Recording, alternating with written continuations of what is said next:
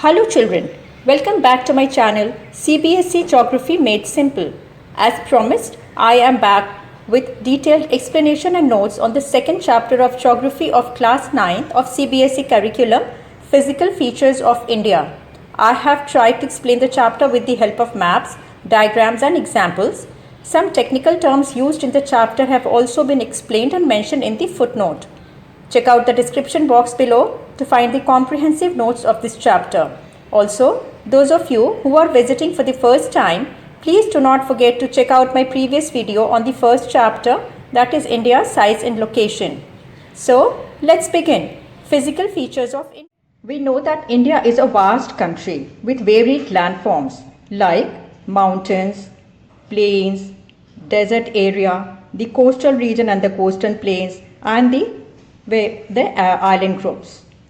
But before we study in detail about the varied landforms of India, we will also go through the background and the history, why these landforms were formed. And when we study about the background, we will study the main causative factors, which are the type of rocks and the impact they have in the kind of soil and the structure and the color of the soil, different geological periods which have played a very important role. And also there is a theory of plate tectonics which we will be studying in details, and under this heading we will study about the plate movements which have taken place over various geological period, and also about an important landmass, major landmass, which is a Gondwana land, the movement of which has also played an important role in the formation of the landmass and the landforms in India. Let's begin. Let's first quickly do the factors which have led to the formation of varied landforms in India, right? So we have to understand that these features have not been formed overnight, but they have developed over different geological periods. Now, what is a geological period?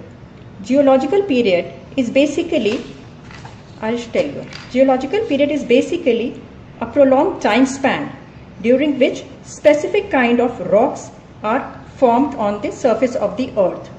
We also know, and we have studied in our junior classes, that the weathering, erosion and deposition, these activities are ongoing activities on the surface of the earth which make changes on the rocks or the surface of the earth. So quickly do what weathering, erosion and deposition, what do we understand by them, these terms? Weathering is when there is a breaking activity on the surface of the earth, that is weathering. When the sediments or the debris are transported, it is called erosion. And deposition, as we can understand from the name itself, it is the laying down of the debris and the sediments. This process is known as deposition. So once over a period of time rocks or specific kind of rocks have been formed, they are subject to weathering, erosion and deposition, leading to major and permanent physical and chemical changes over the surface of the rocks or in the chemical and physical composition of the rocks, which have affected greatly the various kinds of landforms. Also, we will study about the theory of plate tectonics. What is a theory of the theory of plate tectonics? Earth's outer crust is formed of 7 major and many minor plates which keep floating on the molten material. These movement of the plates are broadly classified into 3 categories. One is convergent, wherein the plates move towards each other. Second important type of movement of the plates is divergent, where the plates move away from each other. The third movement is known as transform movement, where plates come together and move horizontally past each other. In context of the formation of landforms in India, we need to study about the plate movement between 2 major plates, Eurasian plate and the Gondwana land. So, Gondwana land means what? Gondwana land included landmass from India, South Africa, Australia and Antarctica. So this landmass was one big landmass or plate which was known as Gondwana land, and then we had a Eurasian plate. So what happened? I have made a picture to explain it further. See, this is the Eurasian plate and this is a Gondwana land. Fine. Later on, because of some split in the Gondwana land because of various factors inside the surface of the earth, what happened? That Gondwana land, this got split into two. Out of this came Indo-Australian plate. See, this is an Indo-Australian plate. The Gondwana land split and out of it came the Indo-Australian plate. So this remains down only as it is, and the Indo-Australian plate came out of Gondwana land. Now what happened? That this Indo-Australian plate started moving towards the Eurasian plate. The Eurasian plate. This is the Eurasian plate. So the Indo-Australian plate started moving towards the Eurasian plate, and this has led to a collision between these two plates, the Indo-Australian plate and the Eurasian plate. What happened after this collision is that this area, which was initially or previously was a geosyncline. Geosyncline means a depression between these two plates on which there was a huge deposition of sediments. This geosyncline was known as Tethys. This area was initially known as Tethys. So this was Tethys. So this area was a geosyncline, but because of the collision between Eurasian plate and the Gondwana land, came upon what? The Western Asia landmass and the folded mountains of Himalayas. So Himalayas and the Western Asia formation is a result of this collision between the Eurasian plate and the Indo-Australian plate. That is why it is said that the peninsular India, which is a part of the Gondwana land, there has been no change in that, so it is the most ancient structure compared to the Himalayas or the northern plains of India, because they were formed later on only when the Indo-Australian plate, which came out of Gondwana land, collided with the Eurasian plate. So children, we will now study about the physiographic divisions of India. India has been divided into the Himalayan mountains, northern plains, peninsular plateau, Indian desert, coastal plains, and the island. Let's quickly look at these on our India map. So these are the mountains, then the northern plains. Beyond this, towards further south, is the Deccan ranges, flanked by the coastal plains on both the sides. Then we have the island groups, which we have already studied about, Lakshadweep and the Andaman and Nicobar island groups. Then towards the western side, we have the great Indian deserts. So now we will study each one of these in details. So we will start with the Himalayan ranges. Okay, so Himalayas, they form the northernmost boundary of India and it lies between Indus rivers till the Brahmaputra river in the east. Himalayas lie in an arc shape running over 2,400 kilometers here, and with a width of approximately 400 kilometers in Kashmir, as we can say, it's much broader here, and to 150 kilometers in Arunachal Pradesh.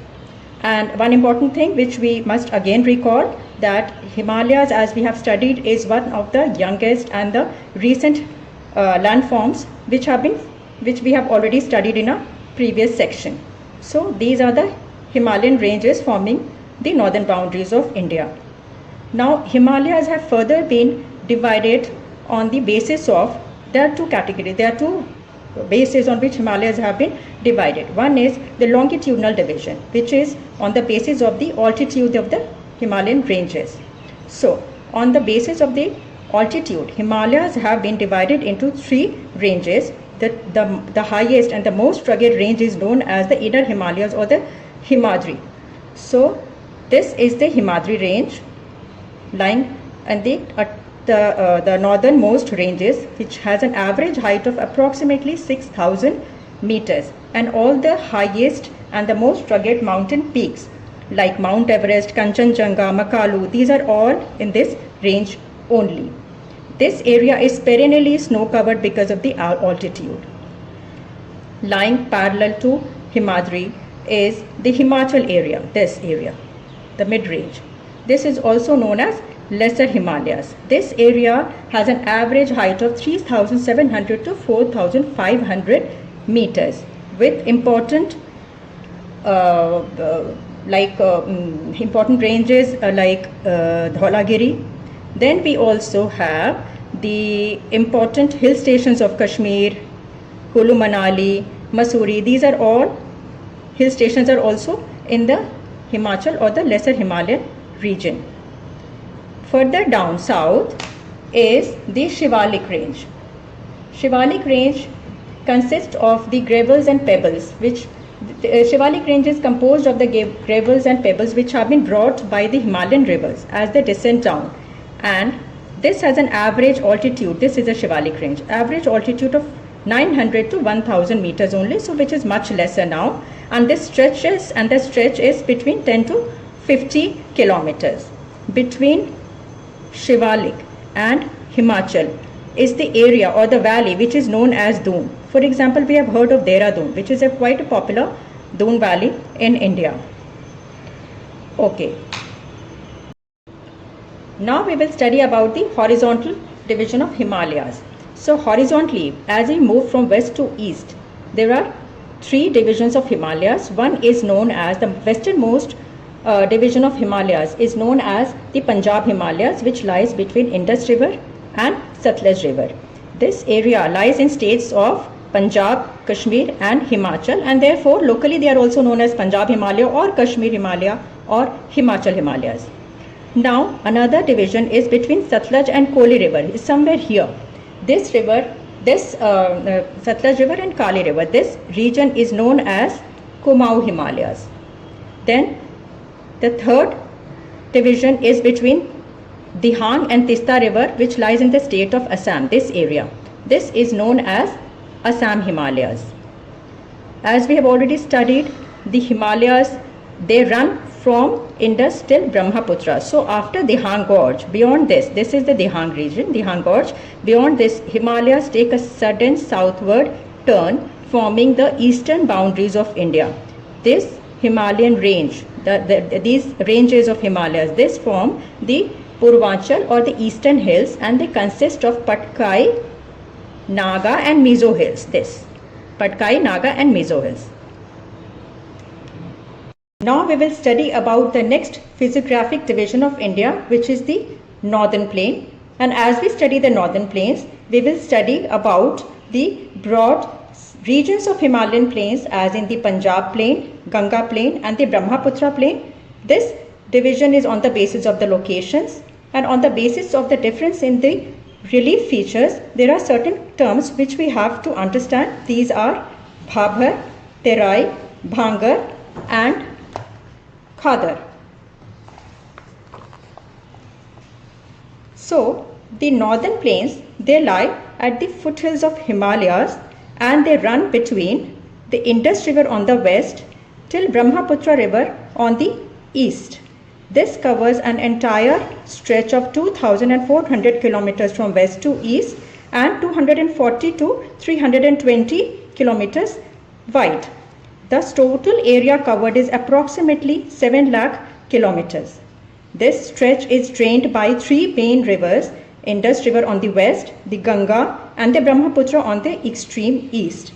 Thus on the basis of this locational division, the entire plain has also been divided into three broad regions. On the extreme west is the Punjab plain. This area is mainly drained by Indus and the tributaries of Jhelum, Chenab, Ravi, Beas and Satluj. A major portion of this plain area lies in Pakistan, and this plain area is dominated by Doabs. Doab is actually the fertile land between two rivers. For example, here we see the land between Satluj and Ravi. This area is a Doab region. So this Punjab plain region is dominated by Doabs. Next comes the central part of the northern plains, which is the Ganga plain. This plain lies between river Ghaggar, which is in Himachal Pradesh, and between Tista river in West Bengal. This is the largest part of the northern plains, and this runs in the states of Haryana, UP, Delhi, UP, Bihar, parts of Jharkhand and West Bengal. The extreme east region of the northern plain lies in the state of Assam and is around the river Brahmaputra. The entire northern plain has a rich fertile soil cover, adequate water supply, favorable climate, and that is why this area is agriculturally a very productive area and also a region of very dense population. Children, northern plains are generally considered as a flat land with no major changes in the relief feature. However, this is not true. As one descends from the Himalayan ranges or the foothills of the Himalayas towards the floodplains, the changes in the relief feature of the northern plains are observed. What happens is that as the rivers descend the Himalayas and enter the plain area, the pebbles or the boulders which rivers have brought along with them because of the erosional activity, they get deposited on the foothills of the Shivalik. The reason is that because of the sudden loss of velocity, the rivers are not able to carry them further with them. So they get deposited in a narrow stretch of 8 to 16 kilometers approximately at the foothills of Shivalik. This area is known as Bhabar, where rivers totally disappear. They will appear again in the region of Tarai, which is a marshy and a swampy region, and this area is marked with thick forest covers and a good wildlife. Rivers will further move on and enter the floodplain area. In floodplain area, there are two major features of Khadar and Bhangar. Khadar area lies just on the bank of river, and this is characterized by a spread of fresh alluvium almost every year because of the flood and inundation of water on the nearby bank areas. Whereas Bhangar is more terrace-like structure with old alluvium soil, and this area is also characterized by calcareous deposits and stones which are known as kankar. So these are the structures of Bhabar, Terai, Khadar and Bhangar. These are the regions on the basis of the relief features. Okay children, so we have done the Himalaya mountains and the northern plains. Now the next two physiographic divisions are Peninsular Plateau and Indian deserts, which we will take up. One basic characteristics of the Peninsular Plateau is that it is a part of the old Gondwana land. Therefore, this is an ancient landmass. Also, this area is composed of crystalline, igneous and metamorphic rocks. Igneous rocks are formed by solidification of magma, and when the existing rocks undergo intense heat and pressure, the chemical and the physical properties change permanently, and then metamorphic rocks are formed. Children, these terms are also defined in the footnote in the notes that I have provided in the description box. Now, let's study the Peninsular Plateau region. This region has broadly two sections. One of them is known as Central Highland. This area, which lies north of Narmada River and consisting mainly of the Malwa Plateau. On the west side, it merges with the sandy deserts of Rajasthan. Vindhyachal is one important range of this region, and on the east side, this merges with the Chota Nagpur Plateau. The Central Highland is drained by some rivers like Chambal, Betwa, Kain. These are the rivers which drain the Central Highland region. This region gets narrow as we move from west to east. The highland gets narrower towards the east. Another section of this region is the Deccan Plateau. This is the Deccan Plateau, which lies south of Narmada River, which is flanked by Aravalli ranges on the northwest, Satpura on the north, and Mahadev, Kaimur and Maikal ranges here in this area on the east. An extreme eastward extension of Deccan Plateau is found in the northeastern states here, and they are known as Garo. These hill ranges are known as Garo, Khasi and Jayantiya. The Deccan Plateau is flanked by Western Ghats on the west coast running along the Arabian Sea, and Eastern Ghats on the east coast running along the Bay of Bengal. average elevation of the Western Ghats is 900 meters to 1600 meters. The height increases as we move from north to south. The highest peaks are Anaimudi and Doda Beta. Doda Beta is somewhere here. The moisture-laden winds, as they meet up with the slopes of the Western Ghats, they cause orographic rainfall on the coastal region of Western Ghats. When we see the Eastern Ghats, they stretch from the Mahanadi Valley to the Nilgiris. As we can see, it's much more irregular and discontinuous. The average height is 600 meters, with the highest peak being Mahendragiri, and this area has some beautiful hill stations like Ooty and Kadai Canal also. Now, towards the left margin or the western margins of Aravalli range lies the Great Indian Deserts. This area is marked with minimal rainfall, which is less than 150 mm per year, and also the vegetation is very scarce. And there are no perennial rivers found in this area except Luni, which is the only large river of this area. Now, the remaining two physiographic divisions of India, the coastal plains and the island. The coastal plains lie on both the sides of the peninsular plateau. They run along the Arabian Sea on the west and the Bay of Bengal on the east. The western coast is actually a very narrow stretch of plain area sandwiched between the Western Ghats and the Arabian Sea. And the three main sections are Konkan, which is the Mumbai-Goa area, the Kannad, which is the central stretch, and the Malabar coast. The eastern coastal plain is a much wider and a more level area.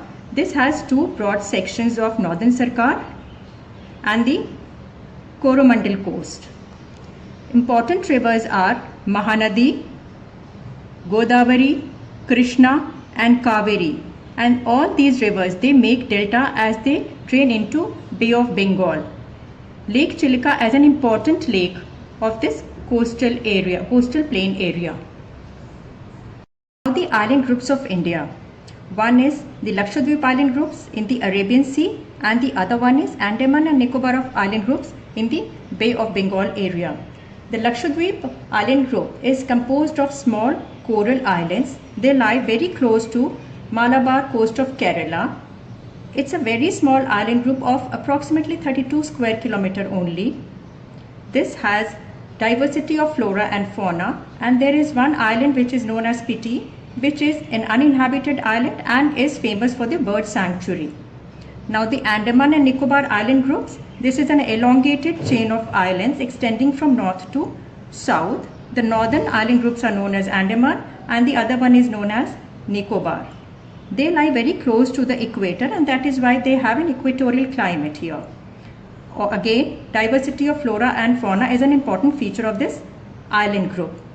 So with this, we come to the end of the chapter, and as we have studied the physiographic features of India, we see and we have observed the diversity in the terms of mountains, plains, then peninsular plateau, the coastal plains, the deserts, the island groups. However, this has only enriched India's natural resources, as the mountains, they are a major source of forest and water resources. Plains provide fertile land for settlement, agriculture, etc. Plateaus, they are storehouse of minerals and they help in industrialization. The coastal areas and the island groups, they all provide immense opportunities for fishing and port activities and tourism as well. So this diversity of physical feature has immense possibility of development. With this, we conclude this chapter. Hope you enjoyed learning.